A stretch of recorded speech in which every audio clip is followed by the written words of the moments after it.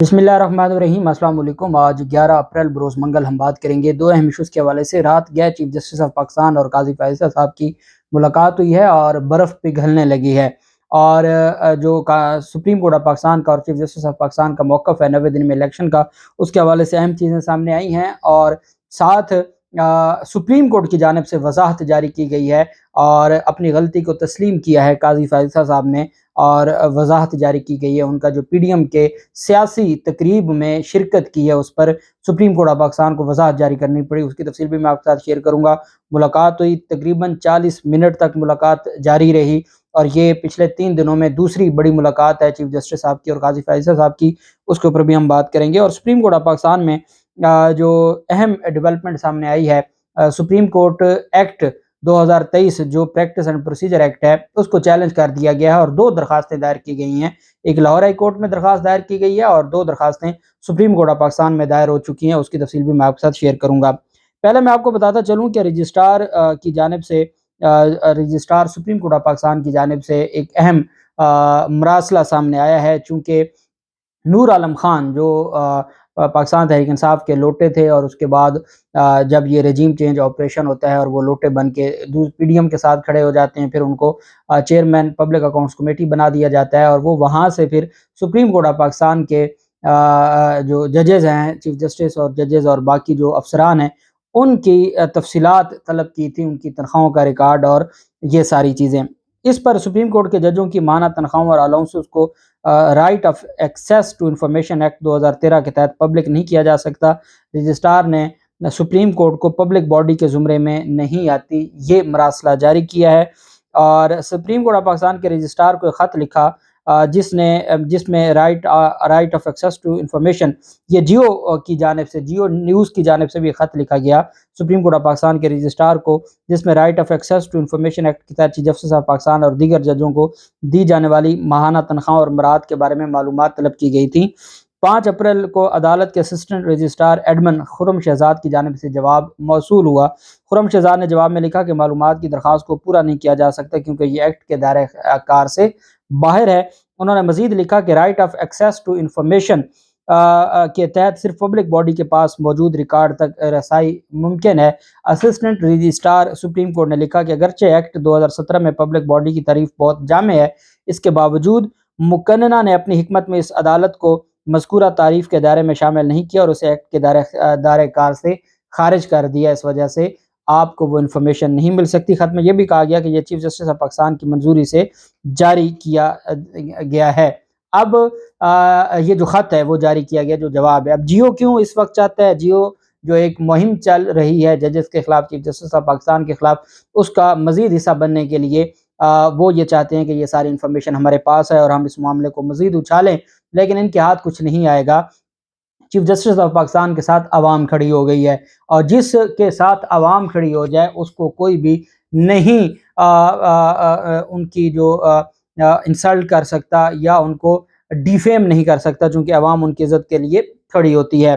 دوسری جانب قاضی فیصل صاحب کی جانب سے ایک ڈیٹیل جو مراسلہ جاری کیا گیا، اس سے پہلے میں آپ کو سپریم کورٹ آف پاکستان کا بتا دوں۔ سپریم کورٹ آف پاکستان میں درخواست دائر کی گئی ہے supreme court practice and procedure act 2023 کے خلاف، ابھی منظور نہیں ہوا، ابھی پارلیمنٹ کے مشترکہ اجلاس میں منظور ہوا ہے، 10 دنوں کے بعد وہ اگر صدر منظور نہیں کرتے تو وہ منظور ہو جائے گا، لیکن اس کو پہلے ہی چیلنج کیا ہے۔ لاہور ہائی کورٹ میں اظہر صدیق ایڈوکیٹ صاحب کی جانب سے درخواست دائر کی گئی تو وہاں پر باقاعدہ اعتراض لگا رجسٹرار کی جانب سے کہ جو ابھی قانون نہیں بنا اس کو آپ چیلنج کیسے کر سکتے ہیں، تو اس وجہ سے وہ وہاں پر پینڈنگ ہے۔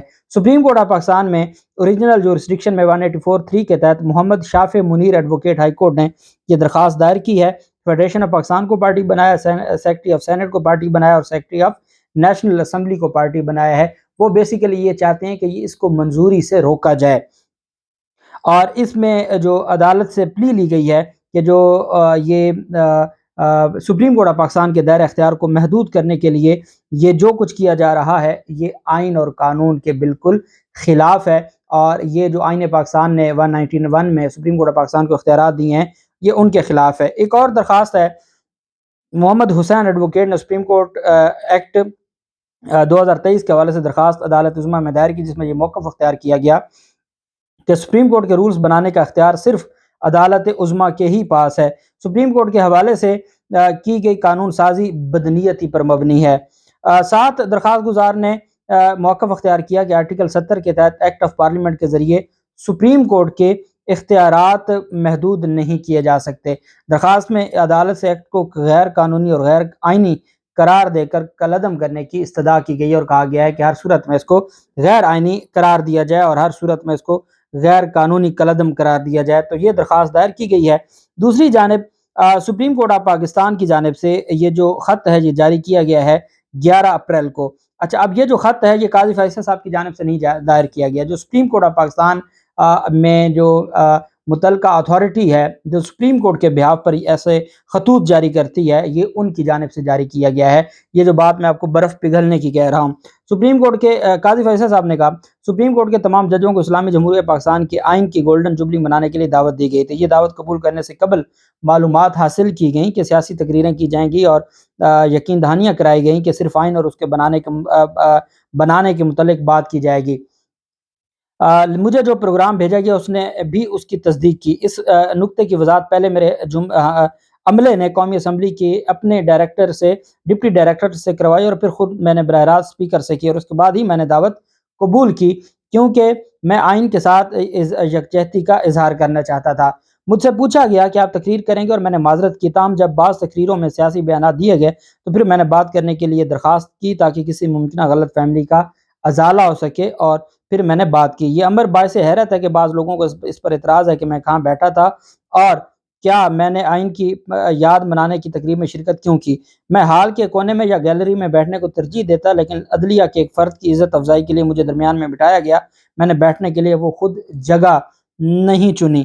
آئین کو سیاسی تنوع کے تمام اطراف سے لوگوں کے براہ راست چنے گئے نمائندوں کے ذریعے ہٹایا گیا، جو ان کی دانش مندی کی گواہی دیتا ہے۔ اس نے کامیابی کے حصول کے لیے بانی کے نصب العین، اتحاد، یقین اور نظم کی توثیق کی اور ثابت کیا کہ سب سے زیادہ جو مسائل بھی اخلاص اور جذبے کے ذریعے حل کیے جا سکتے ہیں جب لوگوں کے مفاد کو مقدم رکھا جائے۔ لوگوں کے منتخب نمائندے مکمل احترام کے مستحق ہیں۔ آل انڈیا مسلم لیگ کے سیاستدانوں کے بغیر ہم آزادی حاصل نہ کر پاتے۔ باقاعدہ پی ڈی ایم کو بھی پوری عزت دینے کا سفارش کی گئی۔ کنونشن کے منتظمین نے پاکستان کی تاریخ کا خصوصی اہمیت کا حامل دن منانے کے لیے سب کو دعوت دی تھی۔ آئین کی گولڈن جوبلی تمام شہریوں کے لیے جشن مسرت ہے۔ یہ کسی مخصوص سیاسی جماعت یا ادارے کا تنہا استحقاق نہیں ہے۔ آئین کی اہمیت سب پر واضح کی جانی چاہیے اور ایسا مسلسل کرنا چاہیے۔ جب پاکستان کے لوگوں کے براہ راست چنے گئے نمائندوں کا بنایا گیا آئین نہیں تھا تو ملک تقسیم ہو گیا۔ اس مسلسل جاری غلطی کی اصلاح بالآخر 50 سال قبل کی گئی اور لوگوں کے بنیادی حقوق تسلیم کیے گئے اور آئین میں درج کیے گئے تمام پاکستانیوں کی نجات آئین کی پابندی ہے۔ شہریوں کا بہترین مفاد اس میں ہے کہ تقسیم کے بیج نہ بوئے جائیں۔ آئین کا بنایا جانا ہماری تاریخ کے اہم ترین لمحات میں ہے جسے منانا ضروری ہے۔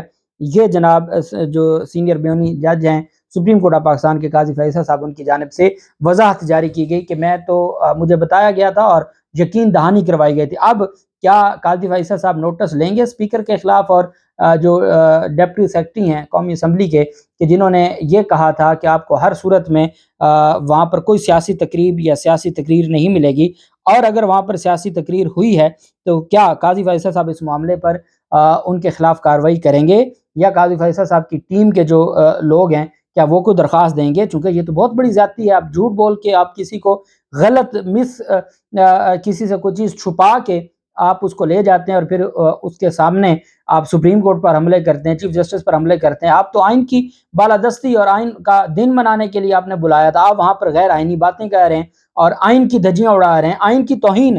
میں یہ سمجھتا ہوں قاضی فیصل صاحب آپ کی جو وضاحتیں ہیں اس وجہ سے بھی قوم تکلیف میں ہے کہ جس کو آپ آئین منانا کہہ رہے ہیں اور جس کو آپ عوام کے نمائندے کہہ رہے ہیں انہوں نے آئین کی توہین کی ہے، اور یہ عوام کے نمائندے نہیں ہیں، یہ وہ جماعتیں ہیں جنہوں نے خرید کر لوٹوں کو 155 جن کے ممبران تھے اسمبلی میں اس کو ہٹا کے ان کو لے آئے جن کے 70-80 ممبران تھے۔